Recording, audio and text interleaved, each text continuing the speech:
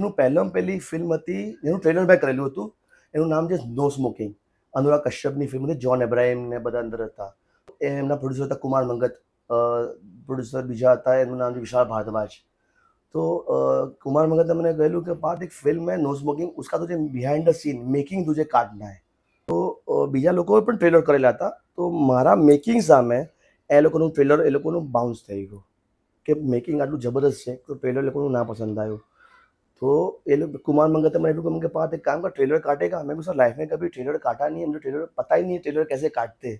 बोले एक काम कर, एक स्टूडियो है बैंड्रा में, તું રાત को वहाँ पे जा और वहाँ पे જઈ બેઠ કે ફિલ્મ દેખ કે આ. જેટલા પણ મને બેસ્ટ શોટ સારા લાગ્યા, એમ મેચ કટ જે કહેવાય, એક્શનથી માંડીને આ તે બધા મેં મારી રીતના એ વખતે મેં 800 શॉट्स मैं ट्रेलर में लगाड़िया. मैंने के बाद हम लोग भी मार्केटिंग वाले, अपने को अपना पैसा रिकवर करना है, तो ट्रेलर तेरा बहुत अच्छा वर्क कर रहा है, हम लोग यही ट्रेलर लॉन्च करेंगे. अनुराग कश्यप ने ना मजा आई कि ये किसने काटा है, क्या है, वो पसंद નથી આવ્યું. પણ એ બેનો અંદર ઇન્ટરનેટ લુકઆઉટ હતો. તો મારું ફાઇનલી ટ્રેલર આવ્યું. અને બેઝિકલી હિમેશ સર જ્યારે કેવું છે કે મારા એમના રિલેશન કેવા છે, એમ એટલે એક ફેમિલી રિલેશન છે. મને એક ભાઈનું જેવી રીતના રાખે, ટ્રીટમેન્ટ કરે છે. જ્યારે લોકડાઉન હતું ત્યારે મને ખબર છે ઇન્ડસ્ટ્રીમાં કોઈ પાસે કામ હતું નહીં, કશું જ નહોતું. મારી ઈએમઆઈ ચાલતી હતી, મારા ઘરના પણ થોડા બધા ઇશ્યુઝ બધા હતા. તો એક માણસ જેણે મારું ઘર ચલાવ્યું છે, એનું નામ હિમેશ રેશમિયા છે.